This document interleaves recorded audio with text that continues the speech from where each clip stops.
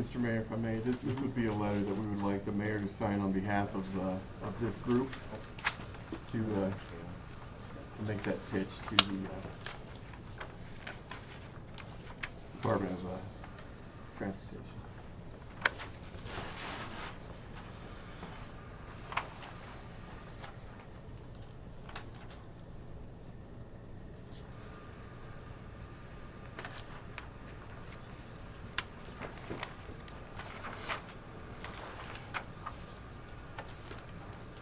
I signed the draft before I realized it was a draft. Got enough to lose. Anybody have an issue with us signing that and sending it in? Okay, we will go ahead and do that. So we've got the executive session minutes taken care of, so request for Earth Day sales promotion. Thank you, Mr. Mayor, members of the council, good evening. We have I'd call it a relatively simple request with regard to the need to move some material out of the landfill in the form of compost and yard chips, if you'll call it that. We don't believe that the resolution gives us the ability to offer this material to the public for free to help us reduce our cache of material that we have out there, which we have currently in surplus. And so we're proposing an Earth Day promotion, if you will, to allow for those materials to be moved and make way for our next batch of material that we would sell following this promotion. And so we didn't want to get ahead of the council and do that without your permission, because again, we don't think the resolution really gives us that type of latitude. To just give it away. Right. Or even discount it. Mr. Beamer and Ms. Langston, do I have that correct? You do? Yep. Okay. We just need the space. We do, because the last couple of years, the economy's been a little down, we have a little more on the yard than normal. Do you have an issue with giving the stuff away and getting it in use instead of just It sitting won't in be the for yard? free, wholesale prices. Oh, okay, thank you, I'm sorry. I But the free misunderstood. loading is free. Free loading, but the product itself won't be free. Okay, thank you for that clarification. Discount. Just So freeloaders like me could come out? It's a freeloader sale. Does anybody have an issue? We okay with that? If we call it the freeloader sale. I'm gonna show up. That's easy to do, that's easy to do. Stop here. Oh. All right. Get On to ready the to Plains freeload. Furniture, request for proposals. Mr. Mayor, members of the council, we just wanted to be sure that we were good to go with regard to the RFP. We, as you saw in your packets, we did alter the language of the request for proposals in such a way that it addressed the shorter time frame and the I keep wanting to say flexibility, as it were, with regard to appraised value and whatnot. The resolution addresses it very well, as Mr. Henley put together, as well as opening it up for any other questions that might still remain with regard to the approach that we're taking here at this point in time. Basically, we're gonna allow market conditions drive this I instead think of that's a the good way to appraisal. put it. Yeah. Well, and Mr. Mayor, I think that what we're doing is really the only thing that we could do here, because as much as I appreciate that those people that sent those proposals in, neither one of them met the criteria that we had set. So I don't think we have any choice but to reopen that and change that criteria. If we were to do anything else, I think we'd be subject to some righteous criticism. Everybody's okay with the language in the change? Okay, well, that was quick. Anything on the agenda that people have questions about or concerns? Yeah, I noticed in our letter regarding the replacement of the interceptor line, that the letter is not quite clear that we were gonna borrow the funds from the opportunity fund. And I thought that's what we agreed to do, so. Yeah, that's what I understood too. So we were gonna borrow that and pay it back. I mean, it's one pocket to another, but Pay back with the 1 cent funding from 15, correct? Well, Carter, remind us how that was gonna play out, cause And Mr. Mayor, I think that's an important question here. The proposal would likely be, unless council would direct otherwise, repayment through the rate modeling in the sewer fund. That not only has the advantage of, like I said, building it into the rates, but that also requires our partner entities who participate regionally with the plant to, to participate as well. So, that would be what I would suggest if indeed we're looking for a repayment mechanism to replenish the opportunity fund. that's what it's for. It's called the sewer fund. This is a sewer. So we're basically gonna front the money with the opportunity fund and pay it back through the sewer fund. That makes sense. Mr. Mayor, members of the council, if you'll recall, we're hoping that that $8 million project becomes a $6 million project with successful application of the state program available to make this project happen. And with that principal forgiveness piece that we would like to take advantage of. So what kind of language do we well, need to add, basically, Bob? I would think that it would be the regional's gonna have to put, some language as to how that money was obtained. And it becomes, quite honestly, it's gonna become a liability for them. The way I see it. Yeah.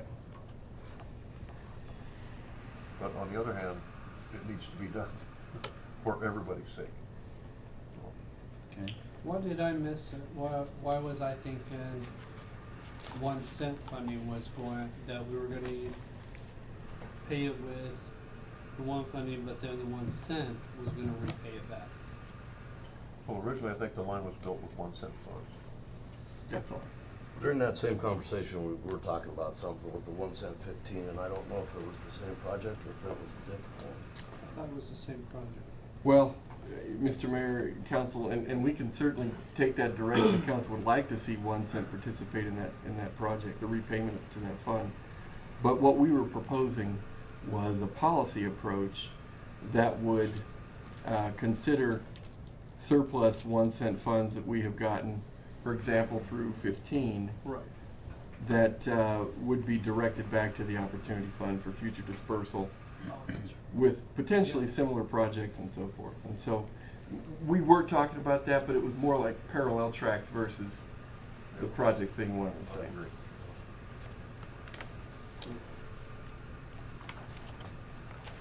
It's really about the enterprise fund having a mechanism to pay for improvements that are needed. Yeah, that's right. So is that enough guidance to make the changes to the? I feel good about it, yeah. Okay. We can certainly work on that, and that'll be an implication, as you mentioned, in rate discussions that come here from now on. Sounds good.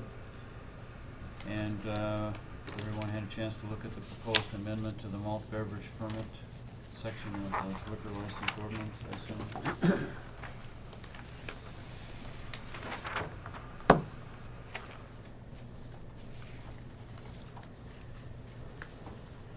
Okay, and that's what we all said, right?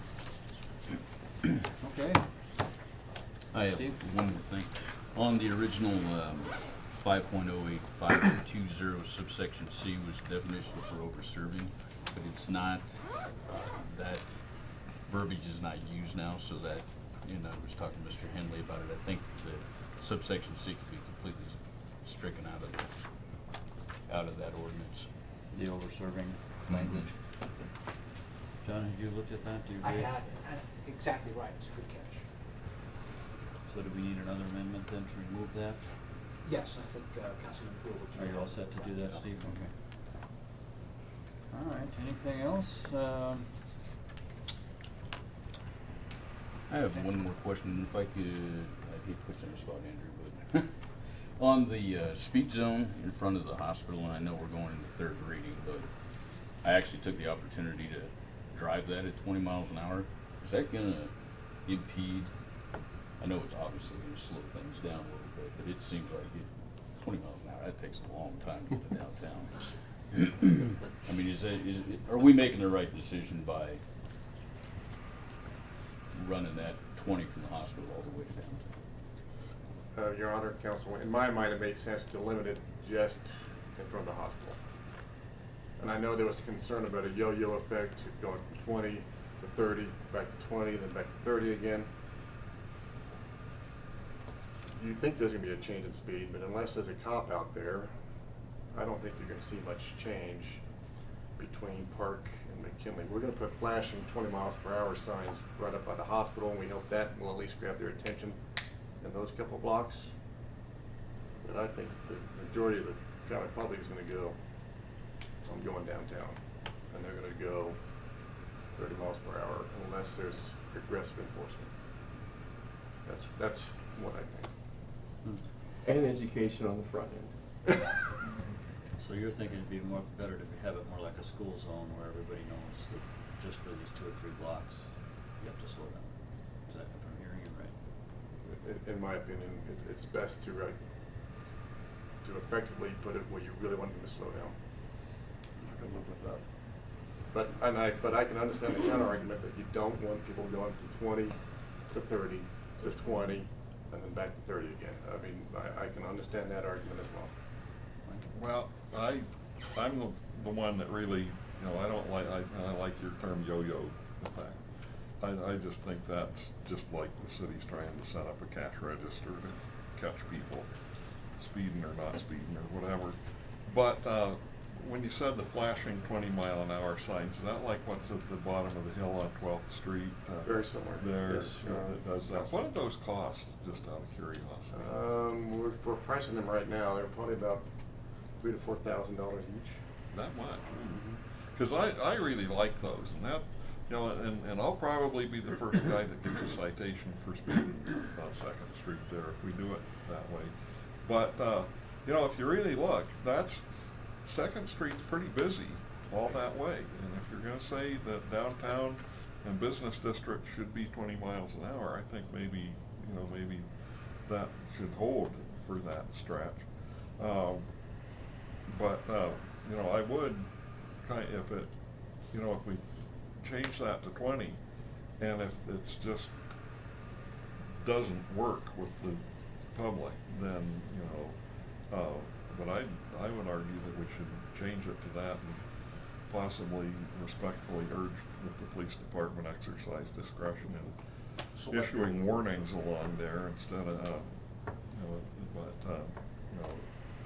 that would kind of be my feeling. And I really like those, those warning signs. And everything I know about traffic enforcement is that except for people that are just, really flagrantly if you're going 20 miles an hour over the limit, or if you're doing things like that, then, that guy deserves, real punishment. But other than that, warnings are always more effective than citations, because, you give the guy a citation, you've already done the worst thing that you can do to them. And, but if you give them a warning, and say, well, next time we're gonna really do something bad to you, they're, in my experience, warnings are always better. But anyway, though, that's my thinking on that. McKinley to Park is 3 blocks or 4 blocks? 4 blocks. 4 blocks.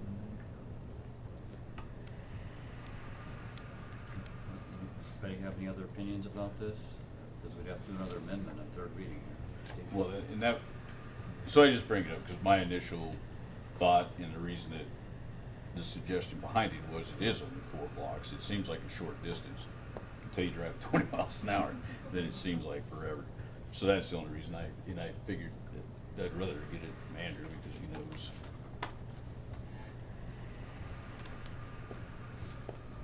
Bob? I remember our experience with bump outs on 12th and 13th Street, and I would reserve judgment on doing this and rethinking it. That maybe you're agreeing with Steve even? Leave it what we've decided. Oh, okay. But I think we have to be cognizant that it may be a bullet.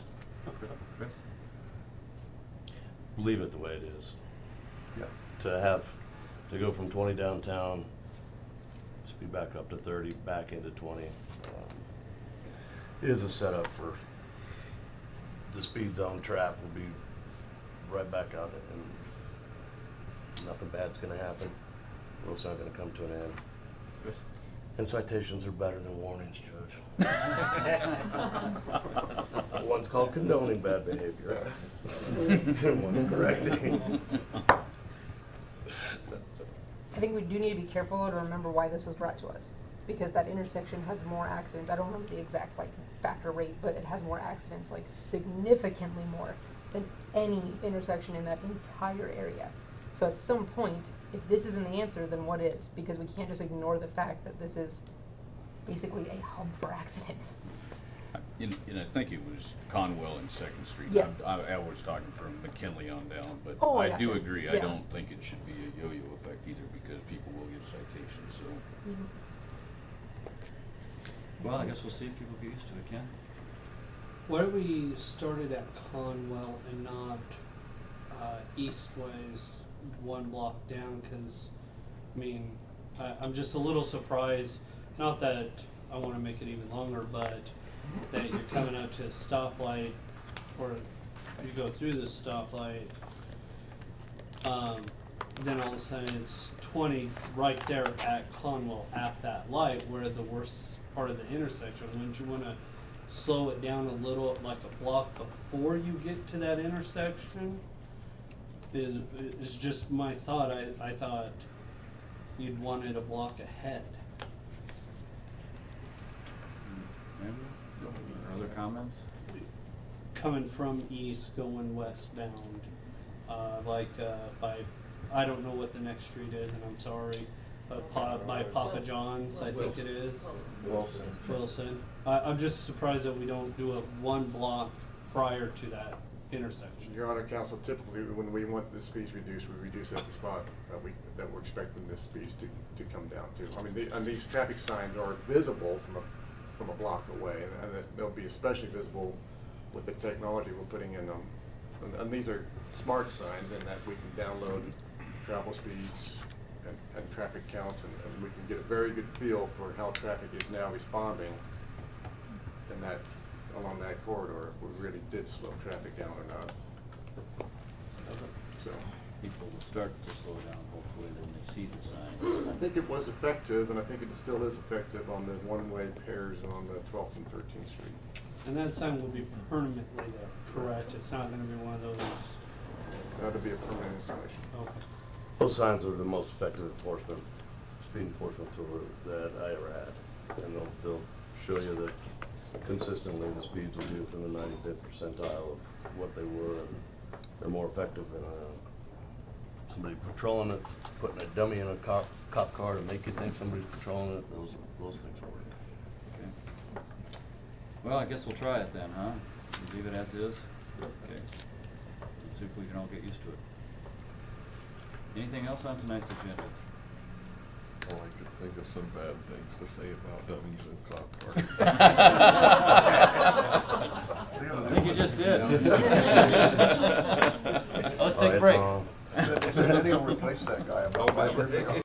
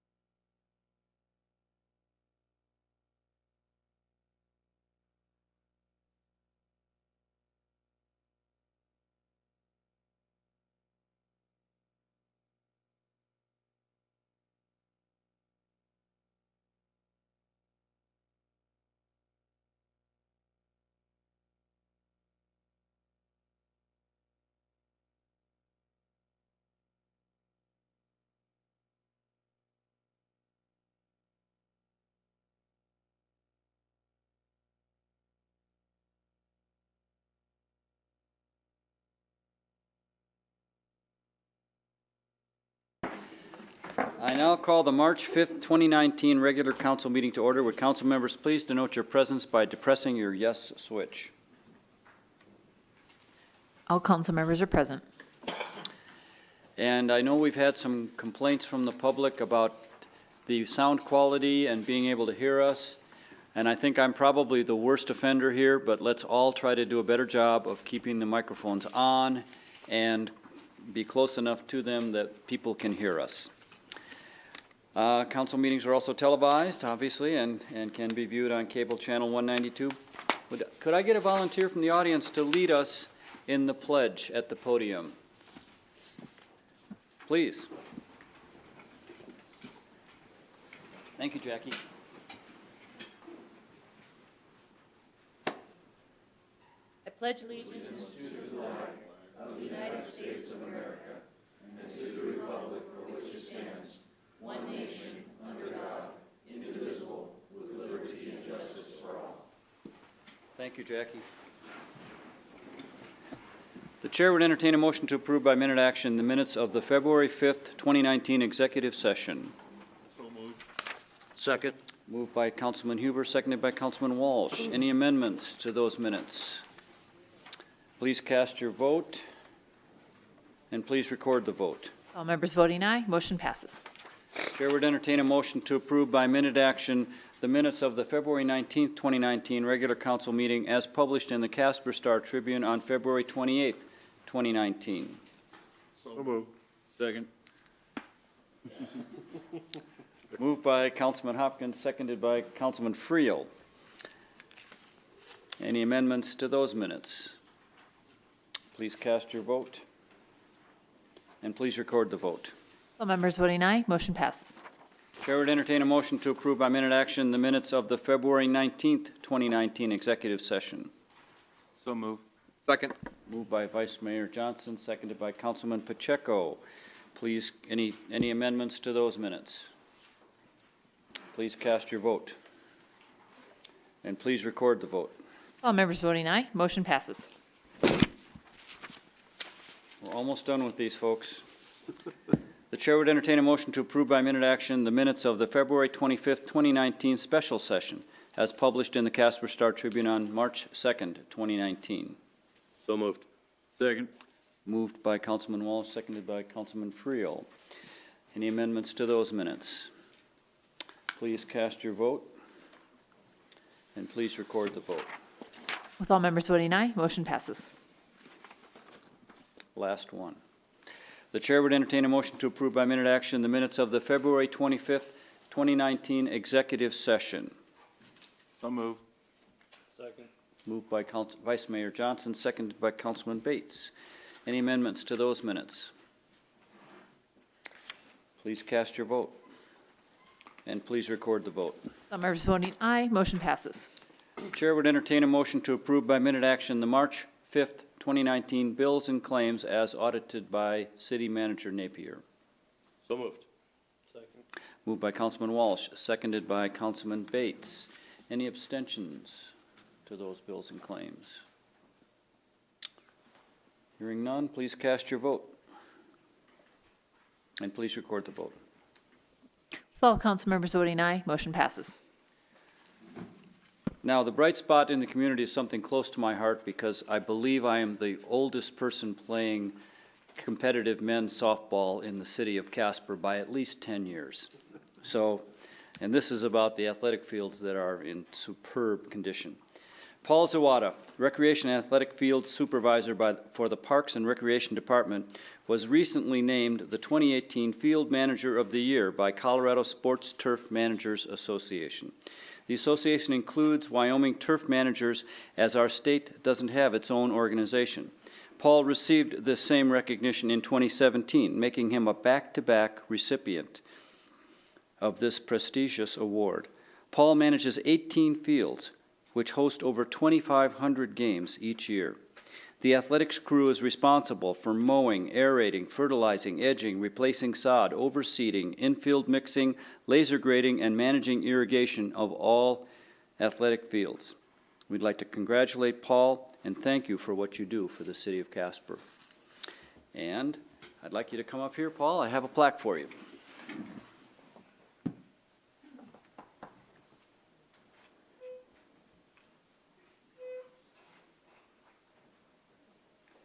And the plaque reads, in special recognition of the 2018 Colorado Sports Turf Manager of the Year, awarded to Paul Zawada, presented by the Colorado Sports Turf Managers Association.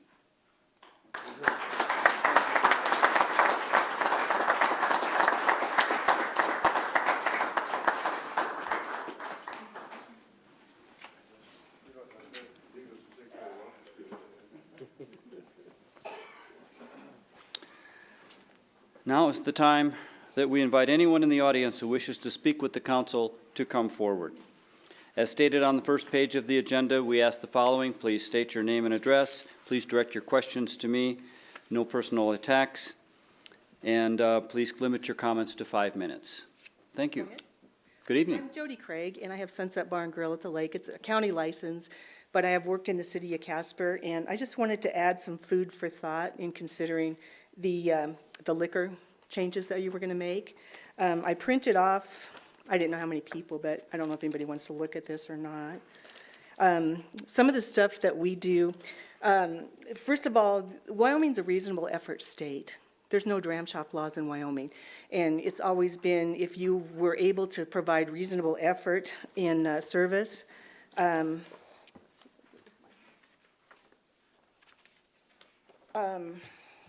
let's see, reasonable effort to include offering water, food, and learn how to pace your service. And then also keep a logbook, which we do. And then there's also incident forms to fill out to be filed and kept in an establishment. That gives you protection under the reasonable effort since we don't have dram shop laws. I just think it would be better if, do you want me to read this, or would it be better to read through everything? It's your time. Okay, I'll just go ahead and read what I have on here, and then you guys have a copy. First of all, especially with the downturn, it's been my experience that people are drinking before they come to the bar. They're also keeping bottles in their cars to avoid spending as much in establishments. It makes no sense to fine bars or servers for a tip class if there's no policies in place to handle the situation. It is a team effort and should not fall solely on the bartender or server. With Wyoming being a reasonable effort state, to have protection, you must show reasonable effort in serving and handling patrons. This includes offering water, coffee, food, and knowing how to pace your service. The server can take keys, call for rides, or refuse service. You must have or know the proper way to refuse service. If you have an incident, you must keep a logbook and fill out an incident report and be kept on file. Establishment and policy and protocol go beyond tips training and must go hand in hand. When doing compliance checks, they could check and see if a business is providing the necessary means to prove reasonable effort. And I just think that we should partner with the police instead of making people out to be bad guys or, taking away business from the businesses. And, it can be a win-win situation. One of the last bigger parties that I did at the lake, the sheriffs were great. They were absolutely wonderful. What we did is we confiscated keys, and if people were too drunk to give us information, the sheriffs were out there running tags for us so we could label all the envelopes, and we got them a camping spot, put them in the motel, and just prevented them from getting on the highway. But we worked together. Okay. So anyway, that's all I have to say. Just a question now. We are going to do the third reading later and have a public hearing on this, but your comments are fine right now. Are you objecting to the over-serving section where we were going to possibly cite people if they served people who are already intoxicated? That, and then finding establishments, because wasn't there a section for if employees weren't certified within a 90-day period? It was a 200. That's the replacement to Okay. the over-serving section. See, you can have as much tips training as you want, but if there's no policy in place in the establishment, it doesn't matter. They're going to do whatever they think at the time, unless they have some guidelines to follow with proper procedure. So. Okay. Any questions for Ms. Craig? Well, Mr. Mayor, Councilman ma'am, I Huber? appreciate what you're saying about the importance of policy, license owners, holders, having a policy with their people. You're absolutely right. And I would hope that, all of your fellow dealers would follow what I guess is the way that you're saying you do it. Mm-hmm. That sounds like a great plan. You make me feel better every time I go by your establishment. Thank you. And I don't mean that I go buy it on purpose, but we go buy it on purpose. Okay. Okay, well, next time we'll expect to see you there. Thank you. Thank you. Thank you.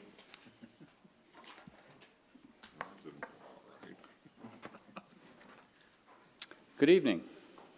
Hi, my name's Angela Clemon, and I am not up here for a per se exact business reason. It's just this. I got this ticket from the Casper Event Center, and I've been, calling the city manager and everything else, and it did not get, okay, this situation is this. I went to the Casper Event Center to buy a bunch of tickets for my personal self.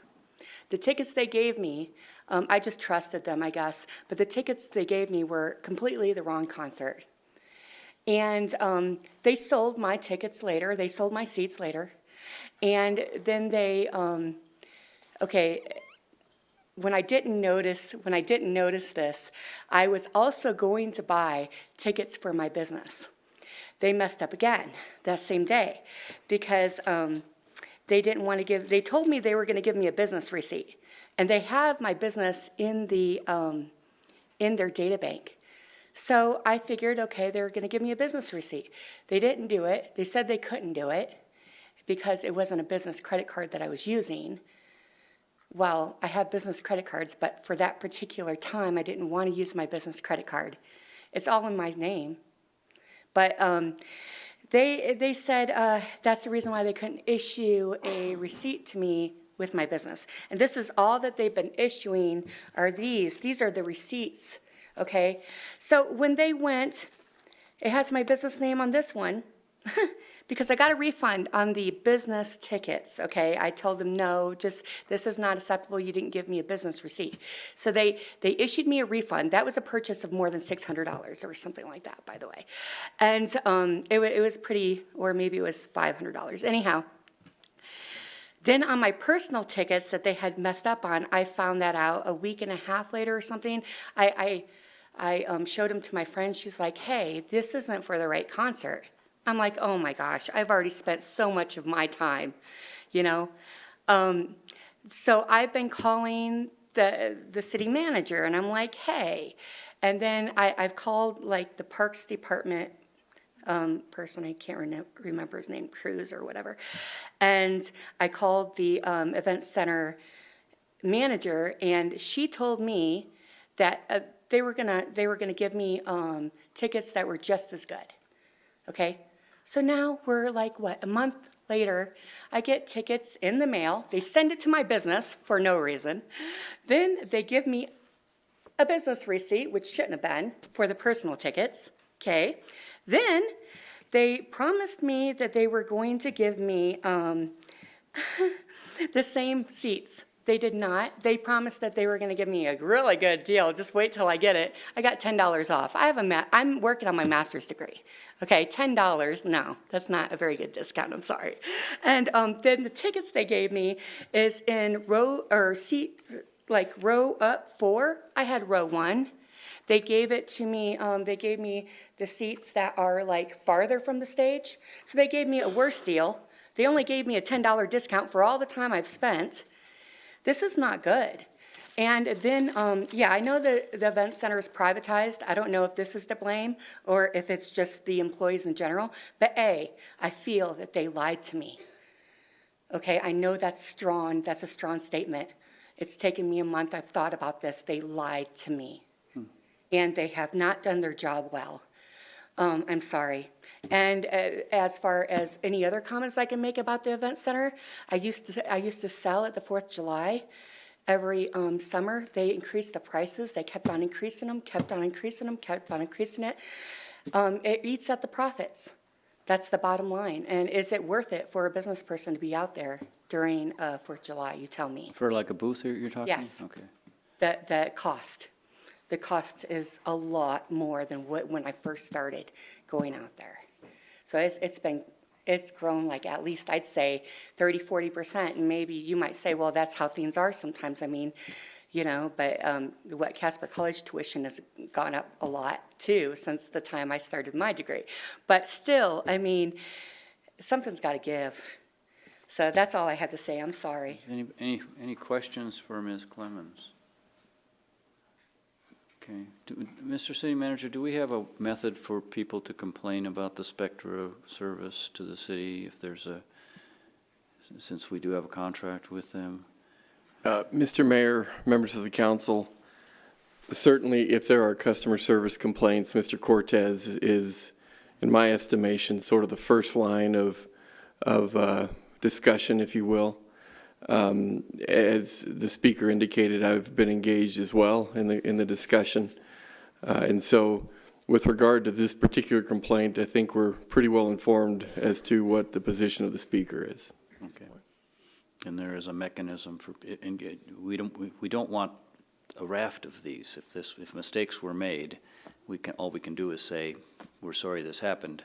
But Well, I mean, I didn't get equivalent. I was lied to. That's the reason why I'm here. And I did take it up to the city manager and everybody I was supposed to, so I went up the chain of command. Okay, no, you did the right thing. We just, as you say, it is a private operation at this point, so we have to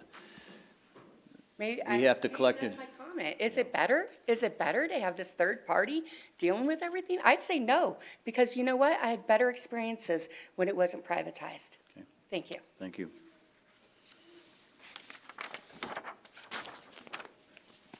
Anyone else that wishes to come forward this evening? Okay. All right, let's move on. Oh, sorry, Mr. Steensland? I was sitting there debating. Dennis Steensland, 533 South Washington. I was going to comment on the RFP for the Plains Furniture Properties. I was in favor of it when the city bought it, even at overprice. I'm in favor of the fact that you're going to rebid it. I'm worried that the taxpayers are going to take it in the shorts because nothing's coming in high enough to recoup the $3 million.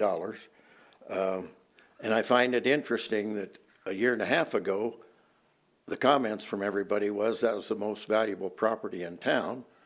And now we can't get bids that even match the appraisal. So anyway, it just seems like the way the thing's running. Oh, and one other comment. One of the council members made the comment that 30 years from now it won't make any difference. 2 years from now it might make a difference, and 4 years from now it might make a difference. So it is a pretty big issue for the taxpayers of Casper.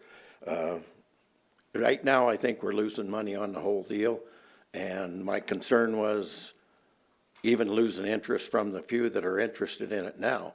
However, I still agree that hold it off for however long it takes to get it back to the price that you paid for the thing, and the taxpayers can recoup their money. So just been bothering me, thought I better get up and say something. It's been a process. Any questions for Mr. Steensland? Okay. That was my comment, by the way. I knew that.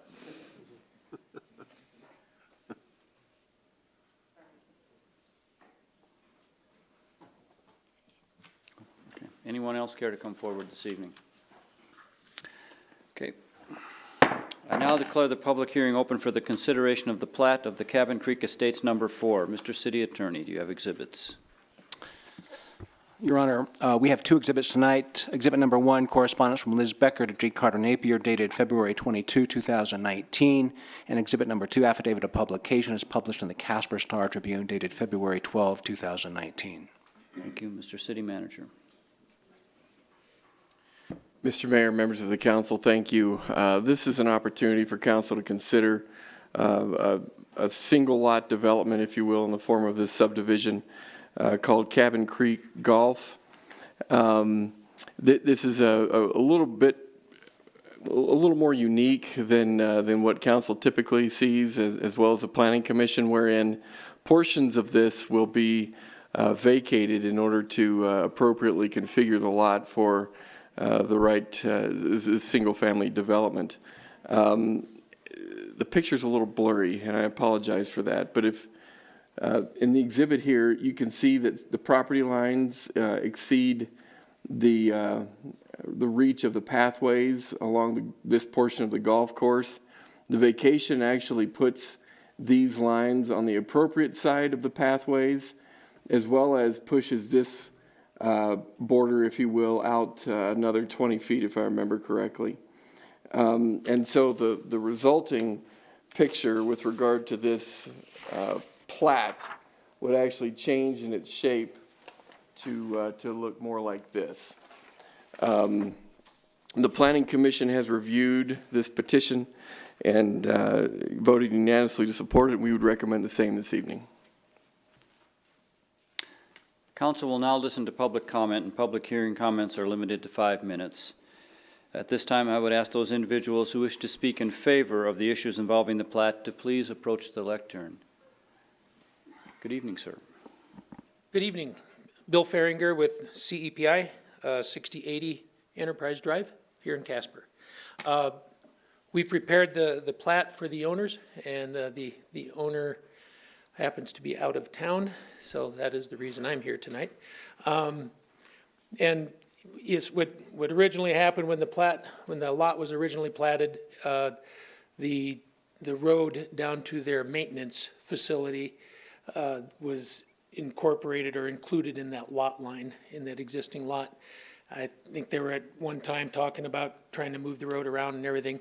That did not happen, and now they had a buyer for that parcel, but they wanted to keep their road to their maintenance shop. So that's why we kicked that south line up to the north just a little bit, and then we extended the lot out to the back another approximately 20 feet to make up for that square footage. And so that's the reason for this plat, is just to kind of move the lines around so that everybody can get the property that they need and make it work. So if you have any questions, I'd be happy to answer. Questions for Mr. Farringer? I don't think so. Thank you. Thank you very much. Anyone else here to speak in favor of the issues involving the plat? There being no others to speak in favor, I would now ask for those to speak who are here to speak in opposition to the issues involving the plat to please approach the lectern. Anyone here to speak in opposition? There being no others to speak for or against the issues involving the plat, I now call the public hearing closed. Please read the ordinance by title only. An ordinance approving the Cabin Creek Estates No. 4 subdivision agreement and the final plat of the Cabin Creek Estates No. 4 comprising .22 acres more or less. Thank you. The chair would entertain a motion to approve on first reading the ordinance just read. So moved. Second. Moved by Councilman Hopkins, seconded by Councilman Friel. Discussion. Any comments from anyone? Any amendments? Please cast your vote. And please record the vote. All members voting aye, motion passes. I now declare the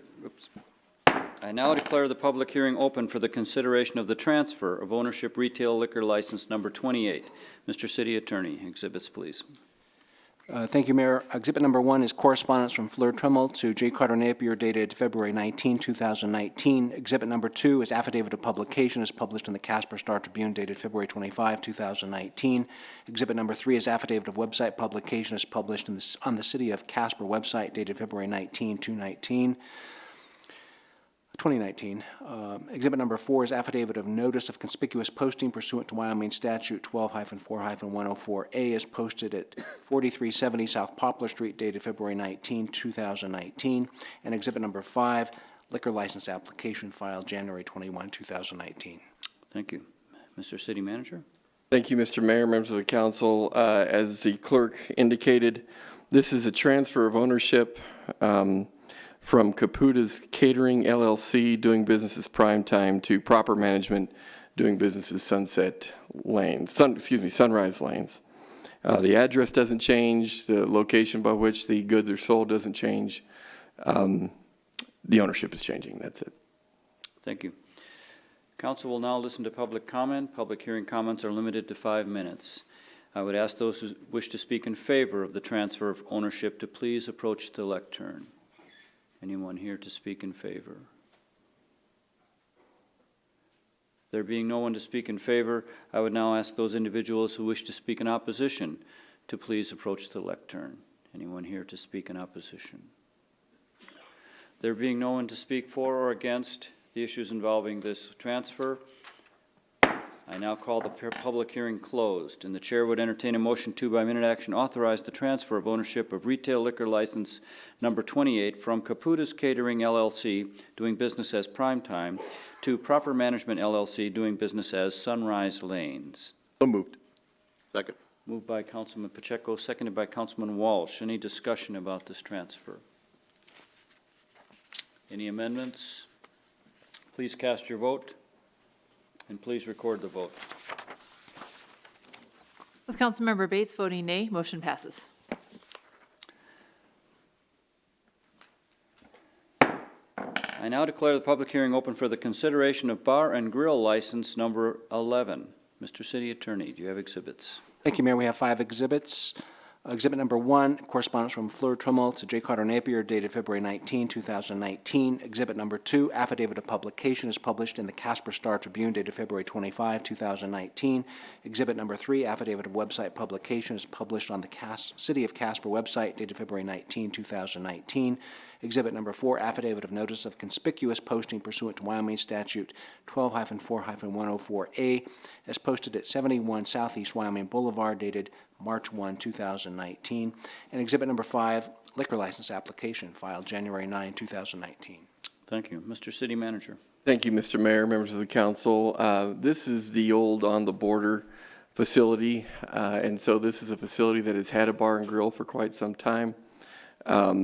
With this particular issuance, should council approve this opportunity, there will be 4 bar and grill licenses left for the city to potentially issue, and so that's just a matter of interest, as it were.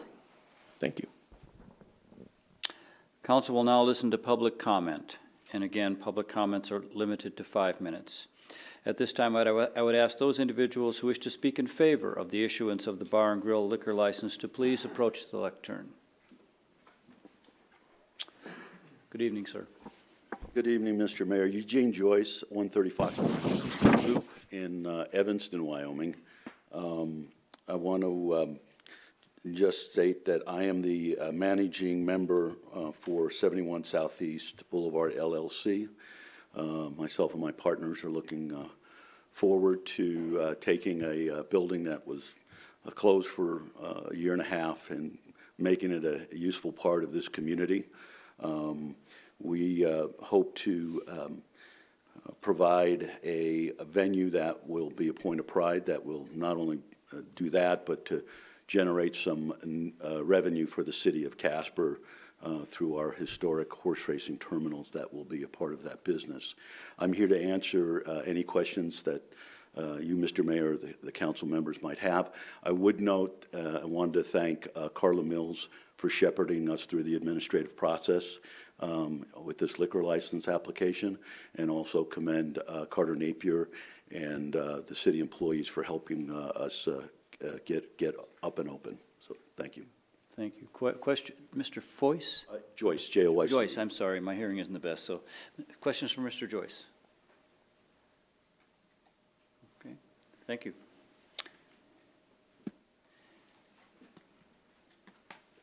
Anyone else here to speak in favor of bar and grill liquor license number 11? There being no others to speak in favor, I would now ask anyone who wishes to speak in opposition to the issuance of the bar and grill liquor license to please approach the lectern. Anyone here to speak in opposition? There being no others to speak for or against this liquor license issuance, I now declare the public hearing closed. The chair would entertain a motion to, by minute action, authorize the issuance of bar and grill license number 11 to 71 Southeast Wyoming Boulevard, LLC, doing business as the Horse Palace. So moved. Moved by Vice Mayor Johnson, seconded by Councilman Lutz. Discussion.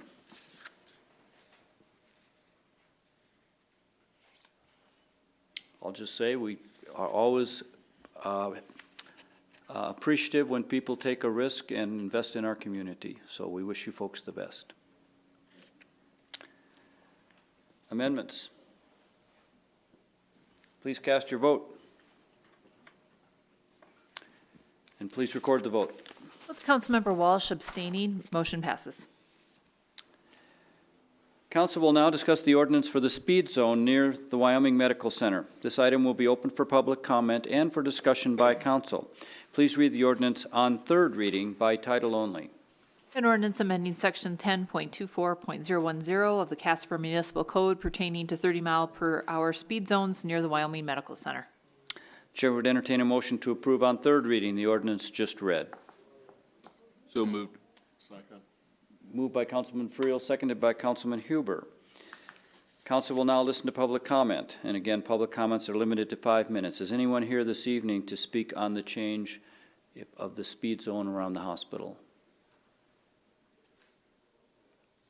Okay. Any discussion amongst the council? Comments? Any amendments? Okay, we'll see how this works. Please cast your vote. And please record the vote. With Councilmember Johnson voting nay, motion passes. Council will now discuss the ordinance for the zone change for a portion of the Wyoming Industrial Park addition. This item will be open for public comment and for discussion by council. Please read the ordinance on third reading by title only. An ordinance approving a zone change for lots 4 through 6, Block 19, Wyoming Industrial Park Addition subdivision in the city of Casper, Wyoming. Chair would entertain a motion to approve on third reading the ordinance just read. So moved. Second. Moved by Councilman Walsh, seconded by Councilman Bates. Council will now listen to public comment. Is there anyone here this evening to speak on this matter on third reading? Any discussion amongst the council? Amendments? Please cast your vote. And please record the vote. With all members voting aye, motion passes. Council will now discuss the ordinance amending Chapter 5.08 Alcoholic Beverages. This item will be open for public comment and for discussion by council. Please read the ordinance on third reading by title only. An ordinance amending Chapter 5.08 of the Casper Municipal Code. Chair would entertain a motion to approve on third reading the ordinance just read. So moved. Second. Moved by Councilman Walsh, I think seconded by Councilman Friel. Let's see, where are we? Council will now listen to public comment. And please limit your remarks to 5 minutes. Who is here to speak on third reading regarding the alcoholic beverages?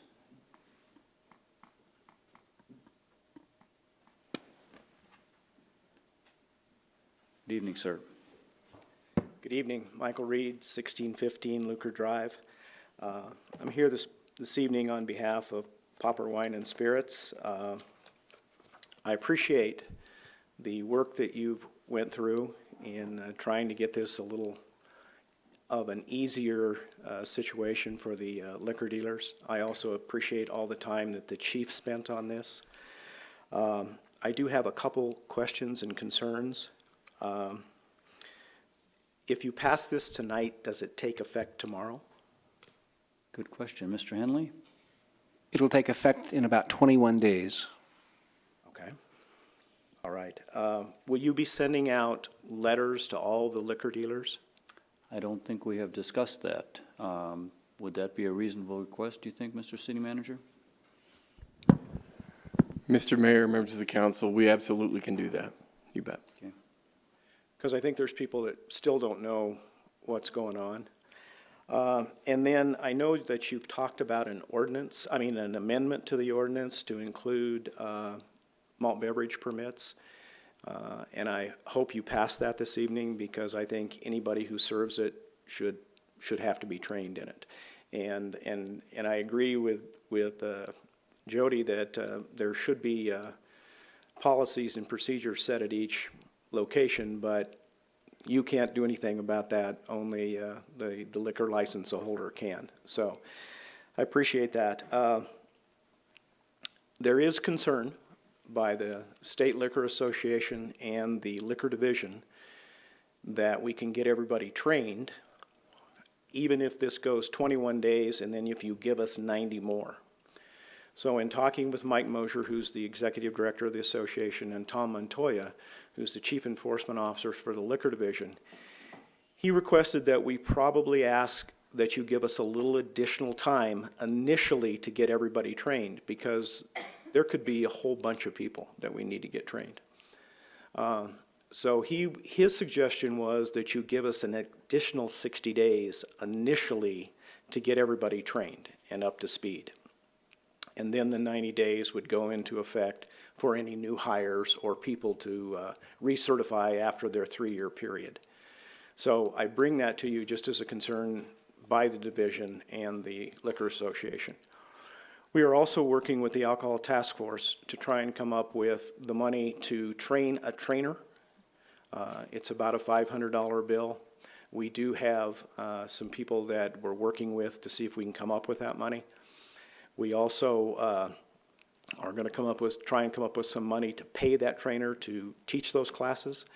Mr. Mosier will come up for the first 2 and proctor them to get that trainer up and going.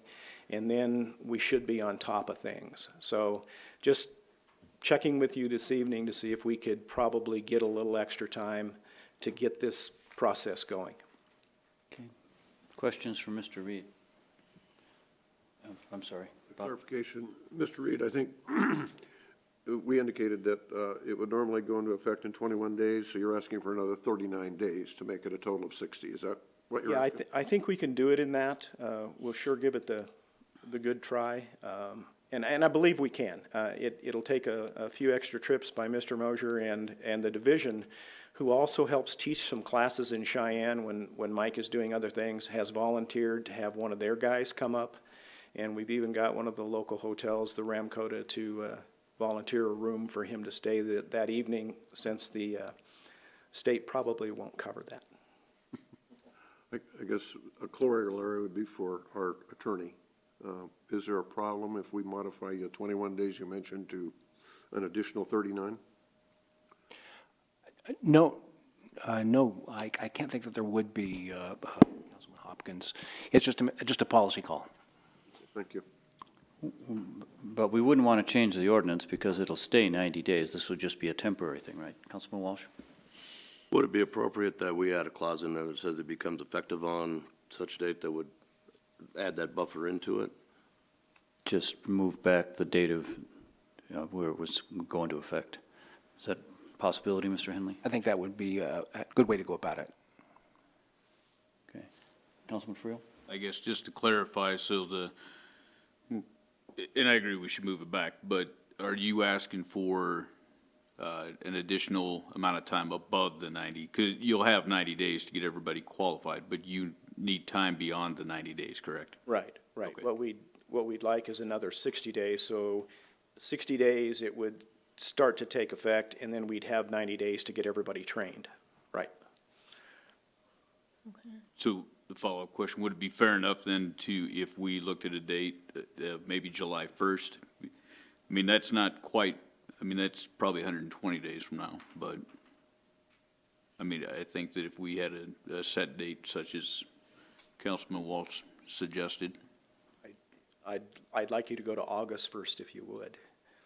I know that that's a stretch. I mean, we'll take July 1st and we'll do everything we can, but it might just be a stretch because we don't have any idea how many people we're going to have to train. We really don't.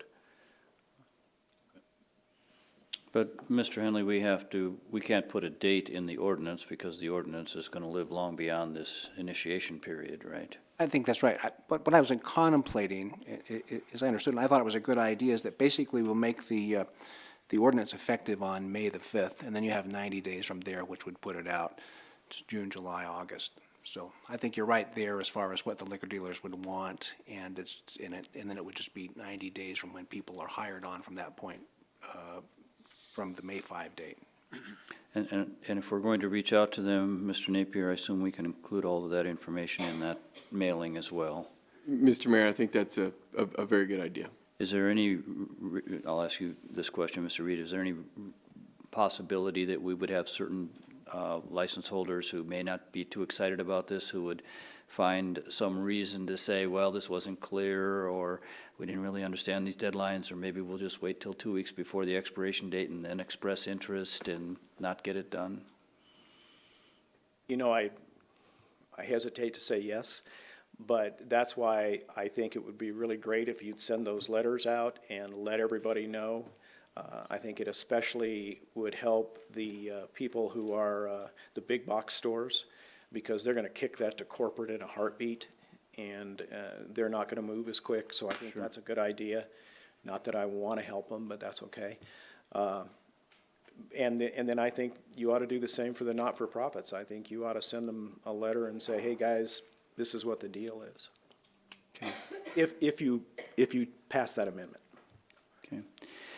As long as we have you up here, I am concerned about the potential that we have people trained who say, well, I did my training and now I'll just go about my business the way I was doing it before. The idea of having some policies in place requiring people to basically follow the rules that they were trained to follow is interesting to me, and I don't know how that would actually play out. You're saying, well, it would have to be done within each establishment. Has been any contemplation of some kind of ordinance change saying you have to have a policy in place that you're going to use the TIPS training? You know, I think you can write all the ordinances you want, and unless people really want to buckle down, you have a you have a pretty good carrot and stick in there, in the fact that if on the fourth time you could look at losing your license for 7 days, that's a big buck deal. And I think I think the chief has impressed on all of us that things need to change. You know, I don't think that all the DUIs are alcohol involved. I think there's a whole bunch of drugs involved. But be that as it may, we still need to do our job, and I think you've got people that do great jobs, and sometimes things happen, but I don't think you need any more ordinances. Okay. Just thought I'd ask. Councilman Huber. Thank you, Mr. Mayor. First of all, Mr. Reed, I want to thank you for the effort and the time that you put in. You know, I think it's been helpful to the council. It's certainly been helpful to me to hear from you what your thoughts are on all of this, and I appreciate, and I think everyone on the council probably appreciates the time and effort that you have put into this. Frankly, I got to say that I wish that every other liquor dealer in town was putting the time and effort into this that I think you have. And I appreciated the comments from the nice lady out at the Sunset Bar and Grill, and I didn't mean to imply that everyone should just drive by her establishment. But, you know, that really is something, and what I would urge is just that if there's any message that you take back to your fellow dealers, it's that we're serious about this. You know, this is not something that's going to be treated lightly, and I know you don't treat it lightly, but if those guys don't understand that this council is serious about this, they are grossly misunderstanding the circumstance. Also, I appreciated your comment where you said, expressed appreciation that the city was, quote, making it a little easier for liquor dealers.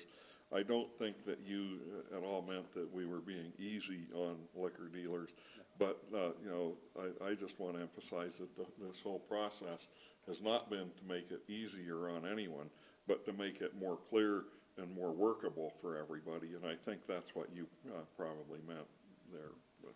Bad choice of words. Yeah, well, we all do that. Any other questions for Mr. Reed? And just real quick, thank you very much for your comment, but Mr. Galloway sitting back here and Jim Canales and a number of other guys have spent a lot of time trying to work this through, and I think we all know how serious you are and how serious the chief is, and we will do our best. Councilman Bates. Who do you have to bring in to help do the tips training or whatever training you're looking at for? Initially, ours are normally done by Mike Mosier, who's the executive director of the State Liquor Association.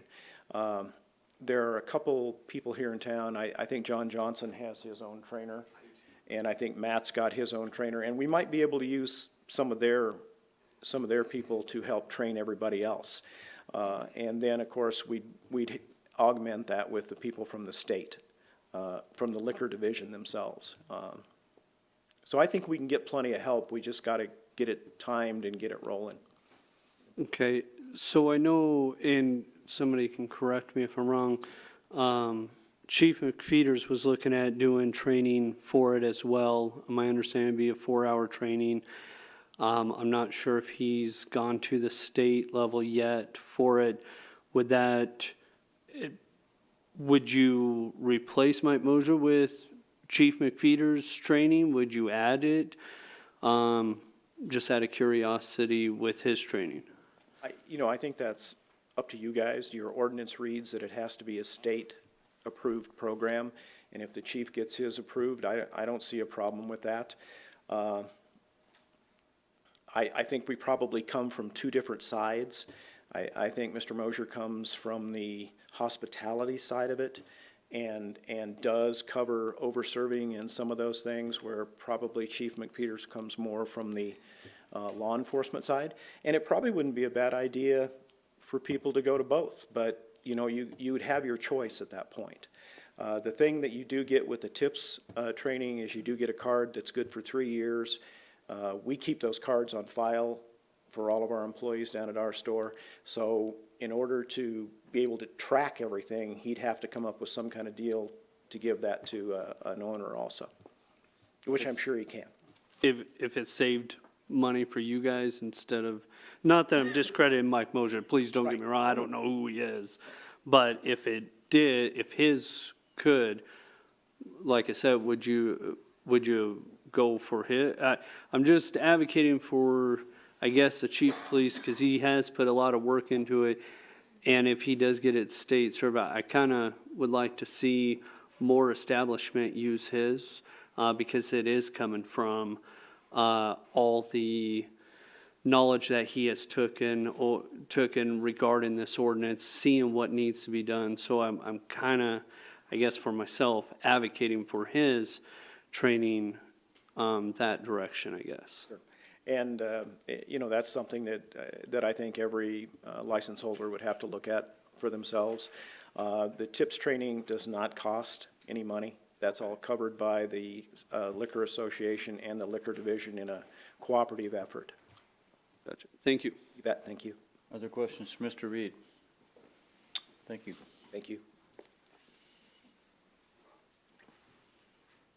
Any other comments on the alcoholic beverages on third reading? Mayor, City Council, first, forgive my attire. I did not plan on speaking, but some things just arose right there that I'd like to address.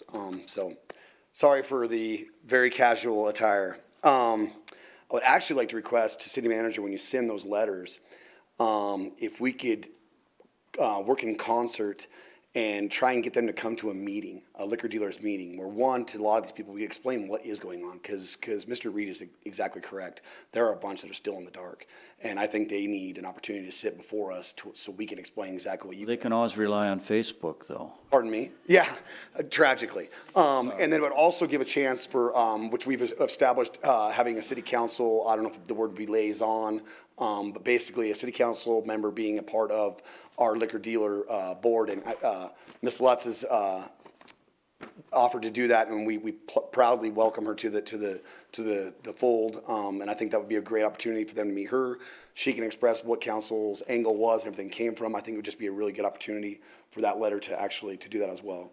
I would also like to echo Mr. Bates in that I agree if there's some way we can get the chief's training in this. And I know that right now it's probably premature because it's not state certified, and I think that's probably a step we need to accomplish. But what I would say, rather than, if and when that does occur, rather than making that, either or, I truly, in this, I'm probably gonna get thrown under the bus by other liquor dealers. I think it should be both.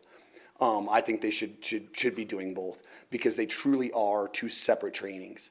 And the Chiefs really offers a lot with societal impact. It offers a lot that's much more addressed towards overconsumption, whereas TIPS covers a lot of areas that aren't just about overconsumption, that are very important to trainees as well. So I would hate to send them down one avenue and miss what's offered in another one as well. So if and when we can get that state certified, I think that would be a great opportunity for them to learn both sides of that coin, and education is only going to help us. I've seen firsthand what both have done for my establishment, and I think that we can accomplish that citywide. So again, apologize for the attire. Questions for Mr. Galloway? Councilman Bates. Do you agree with Mr. Reed that you guys would need more time for the training? 100%. And Mr. Mosier is an expert in this field, and he said it exactly. We don't know how many people. We're talking hundreds of people that are going to need to be trained, and it's going to have to come in waves. This can't be done in a couple-week period. And obviously in that time, there's also going to be new hirees, because we really, in this industry, it can be a revolving door. So I think that's a very realistic timeline. I think it will help us to get our ducks in a row and get, because even though I have an in-house trainee, he still has his job as well. He's also one of my general managers. I know Johnny Johnson has the same thing going with him. So we do need to get some more people trained and certified to actually teach these courses and the curriculum involved. So I do think it's a very good thing. And again, I want to reiterate what Mr. Reed said, that this would only be in the interim. At that point in time, the 90 days begins, and that is steadfast for the remainder of this law existence. Thank you. Thank you. Mr. Galloway, first off, I'd like to congratulate you on your report, your annual report numbers. It was impressive, given that there have been concerns in the past about Gaslight Social. I'm just curious, with the training, do you have any way of measuring compliance with the training and whether your servers are actually doing the things that they're being trained to do with the tips? How do you go about that? I mean, if you're asking for like an actual meter or a gauge, I mean, I think there's probably not a, actual tangible number. I think that ultimately it falls upon the shoulders of the owner and the operator. I think it goes back to like what he says, you should have policies and procedures in place. If you're not doing that as an owner, you're doing a disservice to yourself. First and foremost, you're doing a disservice to the community. It's going to show. It's going to rear its head. Trust me, they will be before you at some point in time. I think we're in a great point in time in our community, and some people haven't lived here as long as I haven't been and dealt with what we've dealt with in this industry in the past 2 decades. But I'm sure Mr. Freer and Mr. Walsh can attest to, I think we've come a long way from where bars were and some of the things that occurred back then to where we are right now. And I think we've got a good group of owners, and I think we've got people that really care about the societal impacts. Okay, thank you. Councilman Huber. Mr. Mayor, and Mr. Galloway, I want to thank you for your input on all of this also. I feel compelled to make a comment here, though. And this is not directed at you, not directed at Mr. Reed, but it's directed, frankly, at about all the rest of the liquor dealers in town. If I was operating a business that depended for its very livelihood on a license issued by a licensing authority such as the city of Casper, and here we are considering legislation that cuts right to the very heart of the operation of those kind of businesses, it is just baffling to me that that they're not down here paying attention to this. If that implies, if any of those people have a feeling of that license that they've always held is an entitlement to them, I think they need to get rid of that feeling real quick, because that license that they have held over the years is not an entitlement to them. And like I say, it is simply baffling to me that they are not taking a greater interest, at least to the extent that you and Mr. Reed have, of being down here keeping track of what's going on. Because we could cut the guts right out of their businesses just very quickly with an amendment to this. And it just baffles me that they're not paying closer attention to this. Maybe they are in some secret manner that I'm not aware of. But if I could give one message to your fellow dealers, if they feel that they have a sense of entitlement to these things, they better stop and back up about 20 yards and realize that that is not an entitlement. It is a license which can be taken away from them if their behavior isn't up to standard. And I'm not speaking, I don't mean to be speaking crossly to you. No, sir, I don't take that. I will deliver the message. No, you've got, I will echo those words when we do have this meeting. I think that I would just emphasize to that to your fellow dealers. And trust me, it's a frustration that we carry as well. We feel like that more should care as well. So it certainly, your words are not falling on deaf ears. I understand that this council is vitally concerned about these things and that there's going to be action taken if there are problems. They are grossly misinformed. Yes, sir. And I can't speak for them, so I hope that they're not taking these things for granted. I hope that they're just in some way thinking that other people are handling things for them. And I agree. Well, I don't trust other people to take care of my business. I don't either. That's why I'm here in a sweatshirt. Other questions for Mr. Galloway? Thank you. Thank you. Anyone else here to speak on the alcoholic beverages revisions? Good evening. Mr. Mayor, council members, Keith Goodenough, 333 South Saconee.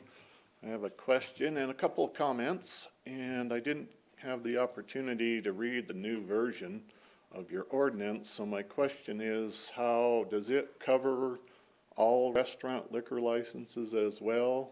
Because the Wonderful House at Hilltop sells beer. I think Denny's sells beer. Does this ordinance cover every liquor license in the city? I'm going to let Mr. Henley respond to that. Yes, sir, it does. Thank you. Okay, well, I guess you probably have some pretty big classes. And my comments have to do with some peripheral issues. When I was on the council, I was involved with the Alcohol Task Force, which was setting up the Tipsy Taxi, now Safe Ride program. And if you're serious about cutting down on DUIs and drunk driving, I think you ought to look at revising some of those rules. When it was started, and Pat Sweeney helped fundraise a lot when that first got started, and it was always scraping the bottom of the barrel, trying to keep up with the demand. And here recently, I think the demand has fallen way off, and last I saw they had something like $35,000 in their account. And I think you'll find out that the usership has fallen off to a significant degree. And if you're interested in cutting down DUIs, it would be worthwhile to look at why the usership of that has declined so precipitously. So you might keep that in mind. Another issue that I brought up when I was on the council is the city has no limo ordinance, no specific limo ordinance. Many places have a limo ordinance. Our ordinances only apply to taxi cabs and talk about meters and things that are specific to taxis. And I don't know if the coming of Uber and Lyft has any influence on that, but when I was on the council, there was no specific ordinance for limousines. Many places have an open container exemption for limousines and hired drivers. So you might want to also consider looking at that and trying to move ahead with that. And I guess that's about all I have to say, but thank you. And I also wanted to thank you for stepping back from the over-serving portion of this idea, especially the punishing people for over-serving in their living rooms, which I didn't think was going to stand up very well if it ever got to a court situation. But I commend you, so I have to commend you at least once a year. So I commend you for stepping away from that idea. Thank you. Questions for Mr. Goodenough? Okay, thank you. Anyone else here to speak?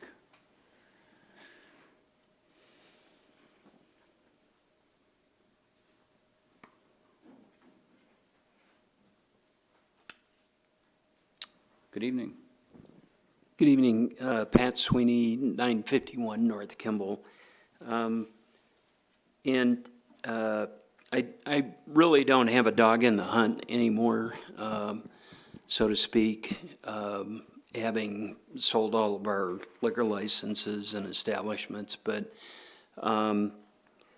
have been knocked around the block several times on this issue over the years, and the last go was with Chief Walsh when we were working on different demerit point systems. And some of these discussions have been had previously. Cheyenne did the TIPS training mandatory several years ago. So I guess I was just a little curious why not do some modeling after other communities. And I think it would get cumbersome. I've not attended Chief McFeeder's training program, but I'm to understand it's quite good. And I think it's modeled after another national training program versus TIPS. But I think it would get a little confusing, in my opinion, to have two going at the same time, or to make both mandatory, because you're probably then talking about 8 hours. I always, at our establishments, tried to make those trainings mandatory. That meant I was paying those employees to be there if I was making it mandatory. And so that's just a thought that now you're paying them for 8 hours, and plus trying to get people to attend those things is difficult. I think this will make it pretty clear they need that training in order to work at your establishment. But as far as a policy, I'd almost, with all due respect, see that as almost a government overreach, a little bit. I would urge you to start here. And I think it's a great move and a great compromise.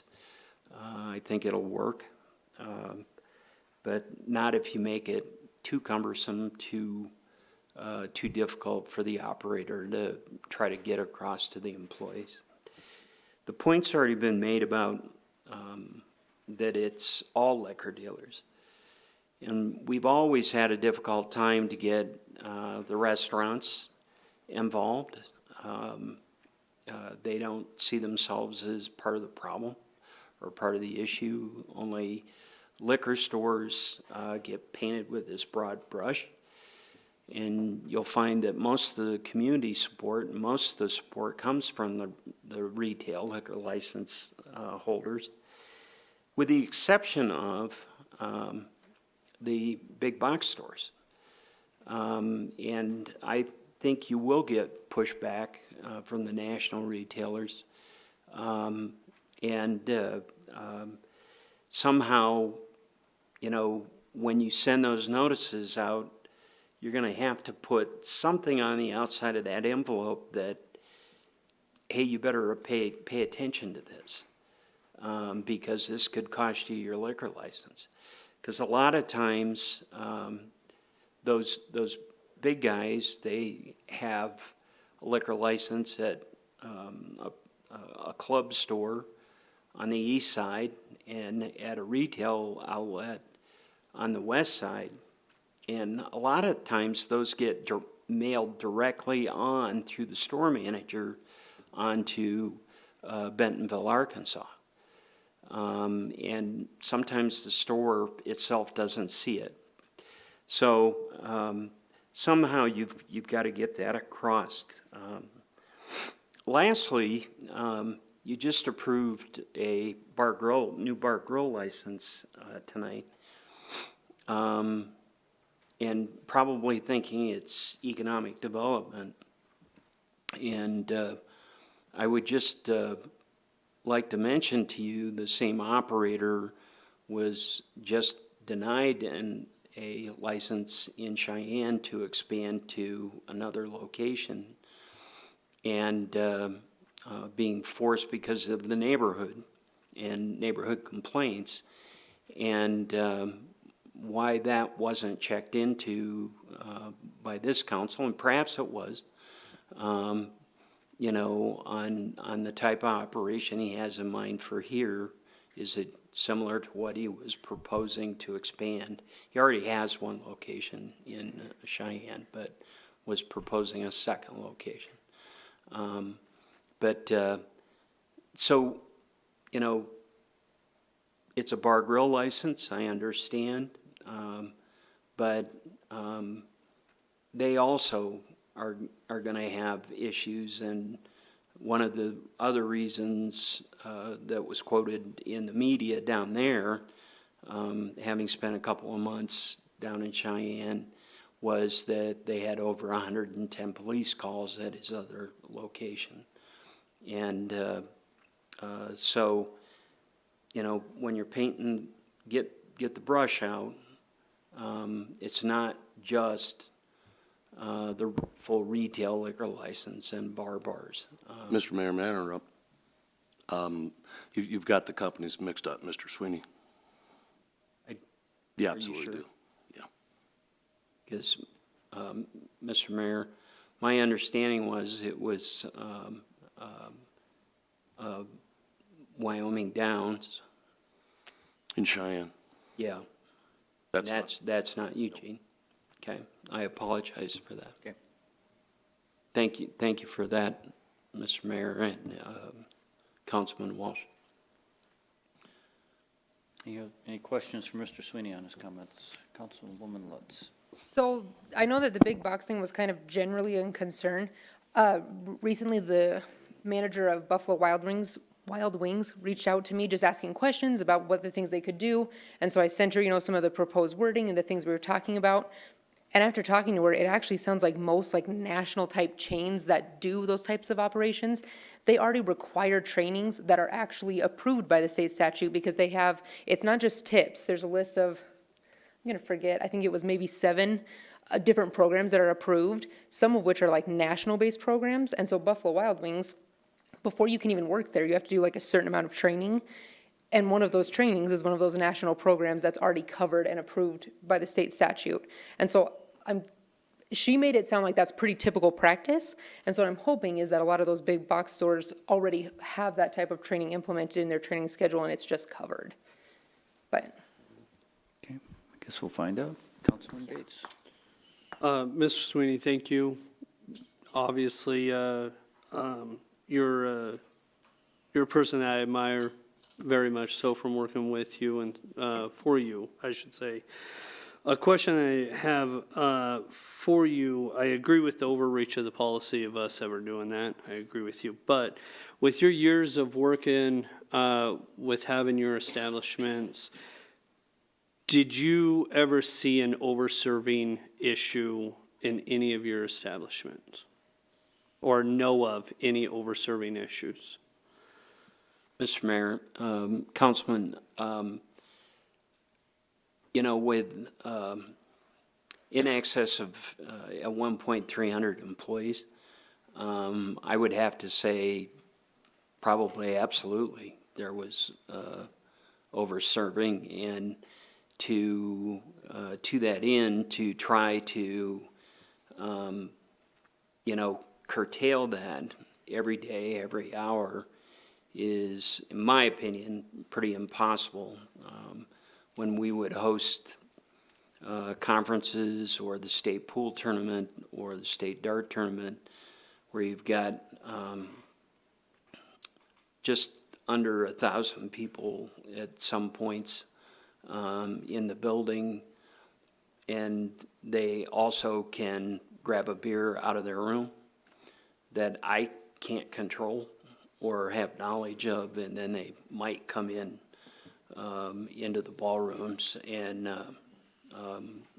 go to one of the bars and grab something else. It's pretty tough to keep up on all those individuals. So I would say yes.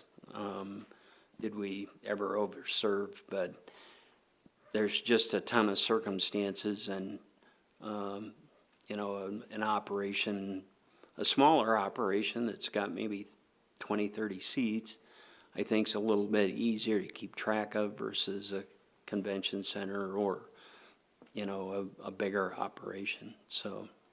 Okay, last question.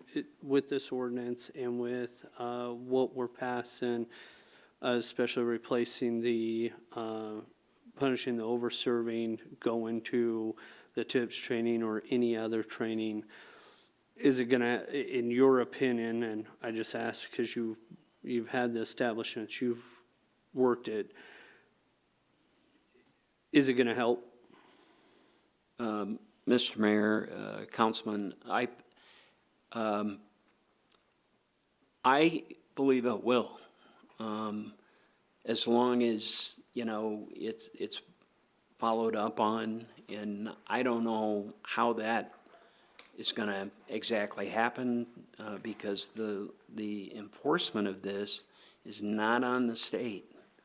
It's absolutely local on this, so it just puts more a bigger job for the chief, which I can appreciate, and I no doubt he's willing to do that. But it does give council, you know, some at renewal time. It does give you another tool if you're going to put restrictions on a license and they haven't complied.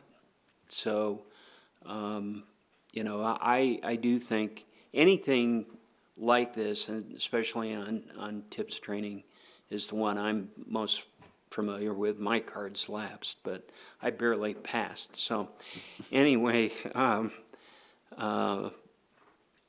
I just think anything will help, and I think this is a move in the right direction, and perhaps I shouldn't have, I was one of the main people that would have fought this several years ago, and I think Chief Walsh would probably agree with that comment. And the last time we looked at this, so, but Other perhaps questions? the time has come. Councilman Huber. Yeah, thank you, Mr. Mayor. Mr. Sweeney, I just want to thank you for your work in the legislature and tell you I think we're all glad to see that you survived down there. And Okay. Other questions for Mr. Sweeney? Thank you, sir. Thank you. And again, thank you, Councilman Walsh, for correcting me on that, and I'll have to apologize to Eugene the next time. Thank you. Okay. Good evening. Jackie Anderson, 116 and a half East 2nd Street. Just an observation, and from what Mr. Galloway was talking about in terms of it's a monumental task to educate, to communicate with everybody. Even with little restaurants, let's just say if I went and got a restaurant license too, you know, I would be part of trying to educate my employees as well. I also needed to know, point of clarification, we do have entities like the event center plus the management company that runs the Hogadon as well. So these are also entities that have to be engaged in this conversation, obviously. And I don't think people recognize, it's a pretty, like I said, a monumental task to do. I am confused about David Street Station, and I didn't know if anybody could answer that. Are they under a city license, or do they go ahead and lease a license from somebody else? Can somebody answer that for me, Mr. Mayor? They just get a temporary permit for each event, and we'll be discussing that later.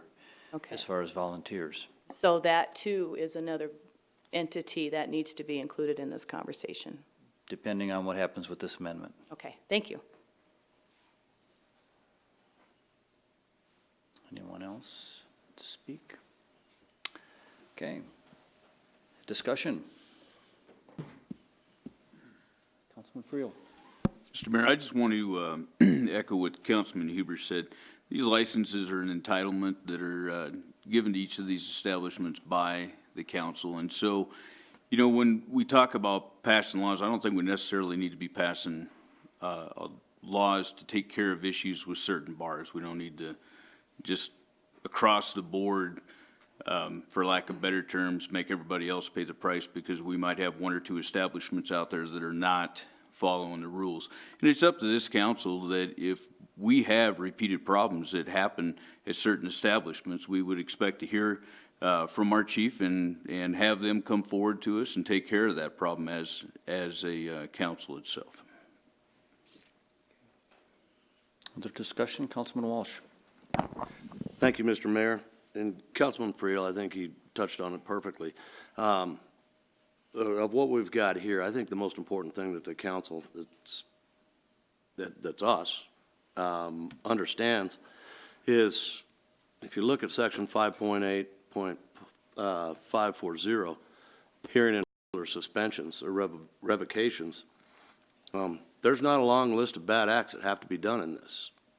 So I believe that we rely on police department, and if they recommend that a place be sanctioned, they come before us and we have this administrative hearing. And if at the end of that, a suspension of a unique amount of time is appropriate, that we are prepared to do that instead of trying to hide behind an ordinance and look for a matrix that makes up our mind for us. So this responsibility is ours. If there's a problem, I would like it to be brought to us and we'll address it in the appropriate channels. Okay, thank you. We do know that there are plenty of takers for licenses if they become available. Popular. Any other discussion on this? Okay, any amendments? Councilman Friel. Mr. Mayor, I have two amendments tonight to this. The first amendment would be proposed amendment requiring Wyoming State Statute 122402, training for malt beverage permit servers. In section 5.08140 on page 14, line 477 of the proposed ordinance, paragraph A shall be designated as paragraph A1.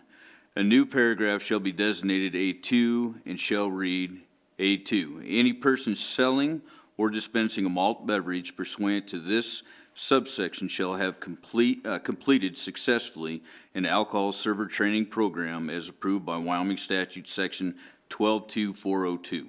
The penalty for a violation of this subsection shall be $150 and shall be paid by the person and the organization which requested and were issued the malt beverage permit.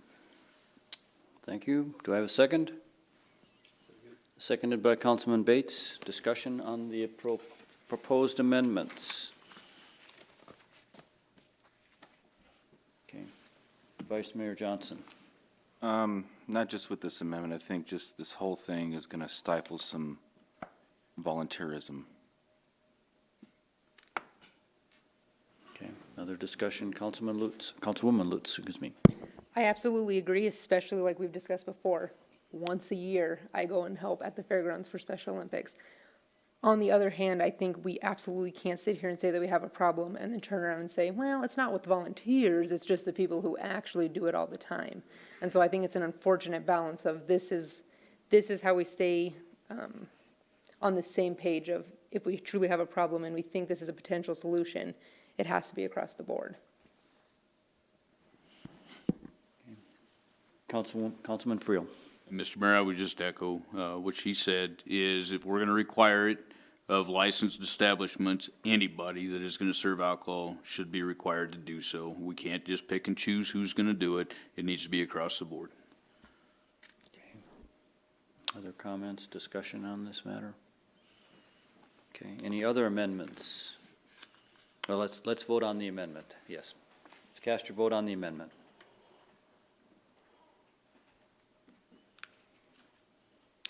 Please record the vote. With Councilmember Johnson voting nay, motion to amend passes. Okay, now we're back to the third reading of the ordinance itself. I think we have a motion on the floor. Any further discussion? Sorry, Councilman Friel. Mr. Mayor, we do have one more amendment to make. Oh, excuse me. Also making an amendment to 508-520, subsection C. It does state, for the purpose of this code section, the state of being obviously intoxicated can be described as any combination of facts, information, observations, or indications that would cause a reasonable, prudent person to believe that an individual is obviously impaired. Due to the fact that we are not utilizing the verbiage of obviously intoxicated, there is no need for this section, so I would move that we strike 5.08.520 subsection C. Do I have a second? Seconded by Councilman Hopkins. Discussion on the amendment to remove that section.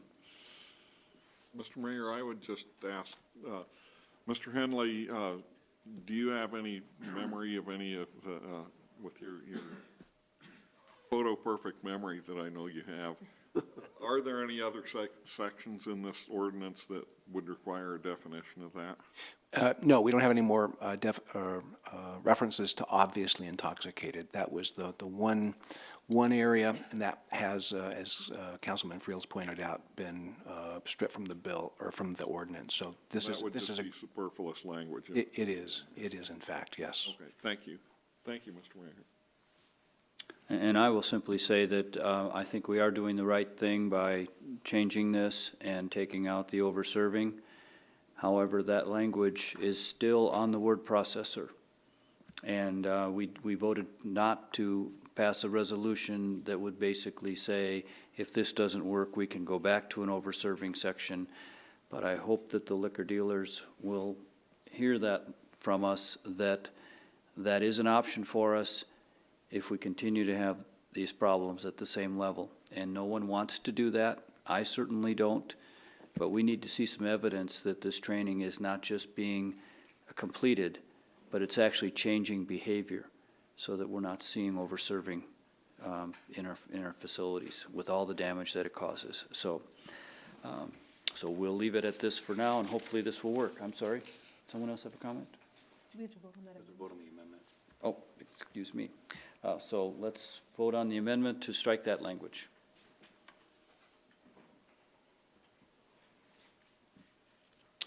Okay. And please record the vote. With all members voting aye, motion to amend passes. Okay, any other amendments? Okay, now we're back to the ordinance on third reading. Any Mr. Mayor. further discussion? Mr. Mayor, excuse me, sorry. Sorry?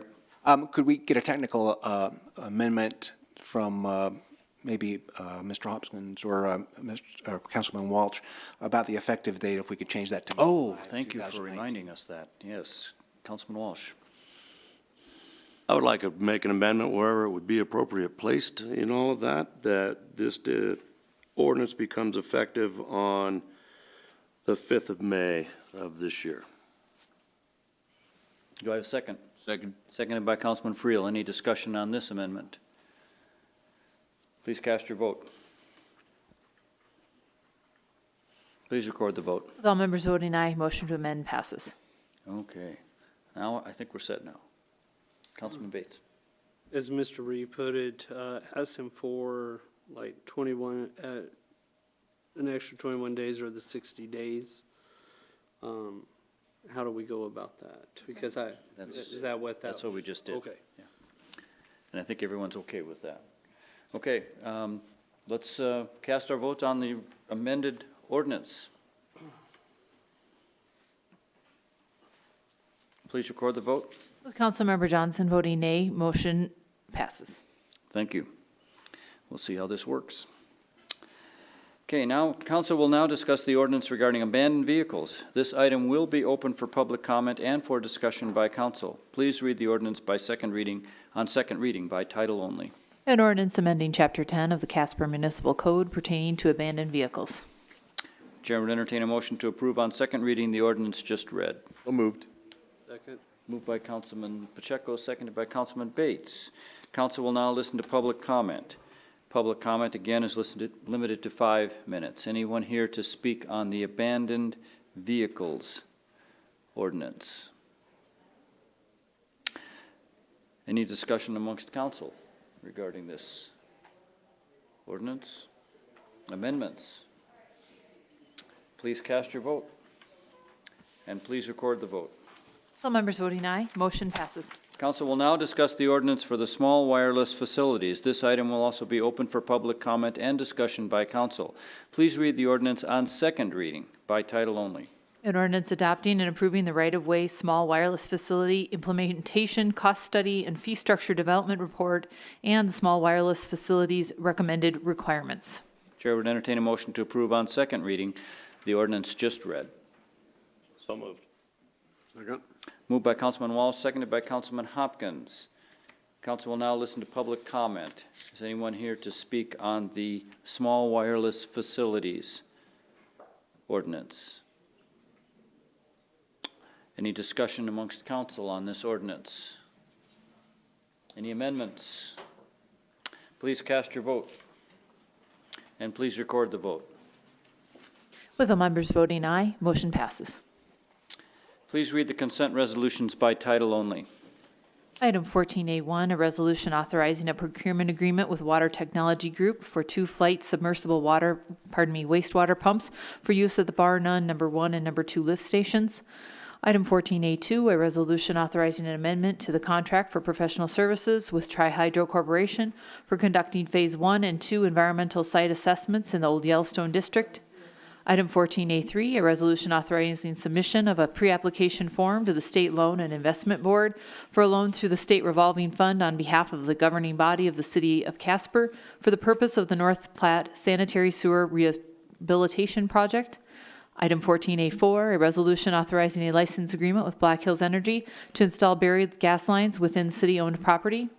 Item 14A5, a resolution authorizing an agreement with 71 Construction for 29th Street Improvements Project.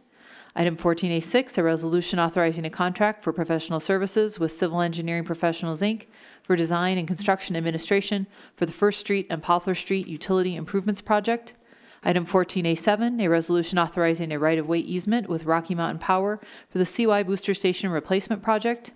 Item 14A8, a resolution authorizing an agreement with Grizzly Excavating and Construction, LLC for the Wilson Street Sanitary Sewer Replacement Project. Item 14A9, a resolution authorizing an agreement with Limmer Roofing, Inc. for the 2019 roof replacements project. And item 14A10, a resolution rejecting proposals in response to the request for proposal on the former Plains Furniture Block properties and directing staff to resubmit the RFP on said properties. Thank you. The chair would entertain a motion to adopt the consent resolutions just read. So moved. Moved by Councilman Walsh, seconded by Councilman Bates. Mr. City Manager, do you have any comments on any of these resolutions? Thank you, Mr. Mayor, members of the council. A couple items I want to be sure that the public understands with regard to two items on the consent agenda here. Number one, the Interceptor Rehabilitation Project is a very significant project that would ultimately include an $8 million scope to repair this line and get it to where it needs to be functioning well into the future. The idea behind it is that indeed, not only will we be pursuing an arrangement with the state that makes it a 75-25 partnership to help put this project together. I want council to understand that indeed we are moving forward with your direction, I should say, pertaining to building this into the sewer fund's approach to replenishing the opportunity fund with regard to the exposure that it would have, even at the discounted partnership, if you will. We want to be sure that the opportunity fund will be kept whole, pursuant to what council has directed. With regard to the rejection, if you will, of the RFPs received to the city pertaining to the Plains Building project. Indeed, the plan is to resubmit those RFPs to the public and get some responses hopefully in 60 days versus the extended time frame that was originally put together for this consideration, as well as hopefully having some market-driven direction with regard to the pricing that may potentially lead to getting these buildings into the hand of the private sector and getting some projects complete. Thank you. Thank you. Any abstentions or nay votes on the consent resolutions? Councilman Friel. Thank you, sir. I am going to abstain from 14A10, rejection of proposals for Plains Furniture Properties, as I have a client involved in that. Any other abstentions or nay votes? Please cast your vote, and please record the vote. With the abstention of Councilmember Friel noted, motion passed. At this time, we ask council members to bring forth relevant concerns or items of interest. Let's start on the left side. Councilman Hopkins. I'll let you off easy tonight. Nothing tonight. Thank you. Councilman Walsh. When we discuss our goals and objectives and that kind of thing, next time one of them was develop business or encourage business into the city as a whole, I think we would benefit if we put out some methods on how we might do that. Infrastructure, roads, so that if there were developers out there and they said, hey, look, you guys already said you would, this is how you would support us. Not direct money support, not buying the property, not those kinds of things, but something to think about for our next goal-setting session. Okay, thank you. Councilwoman Lutz. Nothing tonight. Councilman Bates. Just a couple of things. One is, I just wanted to bring up with the Special Olympics jackalope jump on February 22nd that I attended, which was cold in that water, that they raised a total of $17,538 from doing it. The most money raised was by our Casper Police Department, which I want to say was really awesome that they were able to do that. And then the biggest group was Manor Heights School, which was fantastic. All the kids being there and jumping in that freezing cold water, no joke. The other one is the Casper Housing Authority. I attended that February 22nd, the board meeting. They gave a 5-year plan from what they've done, and I just wanted to share just a little bit on that, they have increased their housing ownership by 200% in the last 5 years. They own owned 75 units, and now they own 225 units. 80% increase in housing units from 30 to 54 units. They hold a Father's Day event that is the biggest in the nation, right here in Casper. So I think that is phenomenal regarding that there. They're the first agency in Wyoming to have a housing first. 22 families have purchased a home compared to 0 in the past 5 years. So I just wanted to kind of throw that out. Oh, their drug use is down by 85%. I wanted to point that out. I think that is fantastic what the Casper Housing Authority has done in the last 5 years. As always, I want to thank everybody that comes, everybody that watches on YouTube or TV. Appreciate you guys being here and watching. I usually have my phone out to see how many people's been watching, but I didn't have internet today, so sorry. Other than that, that's it. Thank you. Councilman Pacheco. Nothing tonight. Councilman Huber. Thank you, Mr. Mayor. I just want to compliment Chief McFeeters and his department on the way that they have handled the recent high-profile tragic cases that have confronted their that they've had to deal with, and I really think that he's done a great job, and I appreciate the leadership that he's shown with regard to those things. Thank you. Councilman Friel. Nothing tonight. Vice Mayor Johnson. Nothing.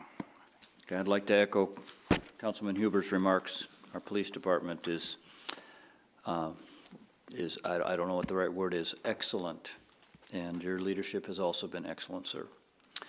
So, that said, council will now, let me do this correctly. A notice of an executive session to take place at this date and during this meeting, The next meetings of the City Council will be a work session to be held at 4:30 p.m. Tuesday, March 12, 2019 in the Council's meeting room, and a regular council meeting to be held at 6 p.m. Tuesday, March 19, 2019 in the Council chambers.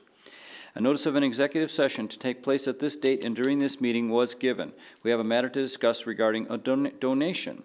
Therefore, the chair would entertain a motion to adjourn into executive session, and at the conclusion of that executive session to reconvene this meeting solely for the purpose of adjournment of this regular meeting. Mr. Mayor, could I have you modify that so that at the conclusion of your executive session, there's a possibility that you may want to come back onto the floor and publicly vote as to whether or not you want to accept that donation and ratify a potential contract. In that case, I would suggest that we come back, reconvene the public session, and just make it a public record right now, and then that would probably be the best way that we could serve the